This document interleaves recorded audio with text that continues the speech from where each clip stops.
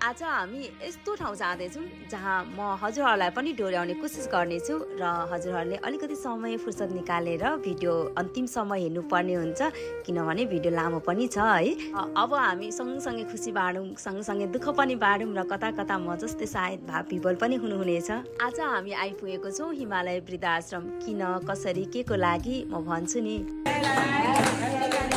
Happy married life. यस हिमालय वृद्धाश्रममा सञ्जय थापाज्यू, लीना कार्की थापाज्यू दिदी चाहिँ दुवै हुनुहुन्छ। एकदम भावुक हुनुभएको तपाईँहरूलाई देखेर एकदम भावुक हुनुहुन्छ।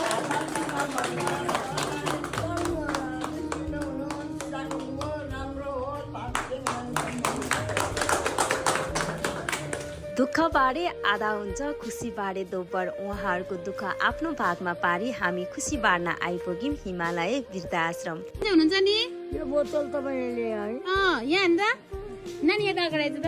मेरो आँखा बादल छ। अहिले बादल छ कि मेरो बहिनीको भर्खर बिहा भएको अनि तपाईँहरूलाई खाना खुवाउनु आएको क्या, भेटघाट गर्न हो। बहिनी कहाँ दिएको? बहिनी भक्तपुरबाट बहिनी ज्वाइँ अनि बहिनीको दिदी आएको छ है। सबै आएको सबै यहाँ अगाडि आएको छ। तपाईँको आँखा देख्नुहुन्न अब देखिन यहाँ छ बहिनी है। यहाँ अगाडि छ है ल।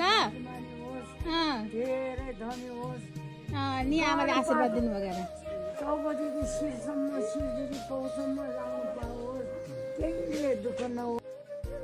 भर्खरै विवाह बन्धनमा बाँधिनु भएको मेरो बहिनी ज्वाइँ उहाँहरूले आफ्नो जिन्दगीको नयाँ अध्याय यस्तो ठाउँबाट सुरुवात गर्न चाहनुभयो जहाँ धेरै बुवा आमाको माया नै माया अनि आशीर्वादले सार्थक बनाउँछ। बहिनीको बिहाको तयारी हुँदै थियो, त्यति बेला म विदेशमै थिएँ। मैले फोनमा सोधेँ अब बिहेको पार्टी चाहिँ कहाँ दिन्छेस्, कसरी गर्ने अनि हामी के लगाउने। त्यसपछि बहिनीले यति मात्र भनिन्, दिदी मैले त त्यो बिहेको पार्टी दिने पैसाले त कुनै यस्तो ठाउँ जानु मन छ, अनाथलय वृद्धाश्रम, जहाँ गएर चाहिँ मैले मेरो खुसी बाँड्न सक्यौँ र उहाँहरूको आशीर्वाद लिन सकौँ। जब उसको कुरा सुने एकछिन त छक्कै परे। कति ठुलो सोच, कति ठुलो विचार, कति ठुलो मन। मेरो बहिनी ज्वाइँले सर्भ गर्दै हुनुहुन्छ, आफ्नो हातले आशीर्वाद दिनु। त्यसपछि म दिदी भएर पनि बरु अहिलेसम्म यस्तो कुरा नसोचेकोमा एकदमै नरमाइलो लाग्यो। अब सोच विचार मात्र भएर भएन, यहाँसम्म पुग्नको लागि साथ सहयोग पनि त चाहियो। त्यसको लागि चाहिँ डिम्पल दिदीको मार्फतबाट हामी त्यहाँ पुग्यौँ। बिहानको समय थियो, थोरै भए पनि उहाँहरूसँग बितायौँ है। उहाँहरूको दुःख सुखको कुरा सुन्दा आँखाहरू यति धेरै रसाए, कति रोइयो पनि होइन, एकदमै मन पनि भावुक भयो। यस्तै छ संसार, मान्छेको जिन्दगी बिना सहारा कोही पनि बाँच्न सक्दैन। उहाँहरूको सहारा कोही पनि छैन। आफ्नो घर परिवार आफन्तलाई सम्झिँदै बस्नु भएको छ। यो पनि सकेको खुसी बाँड्यौँ। त्यसपछि हामी त्यहाँबाट फर्क्यौँ। Thank you so much for watching my video.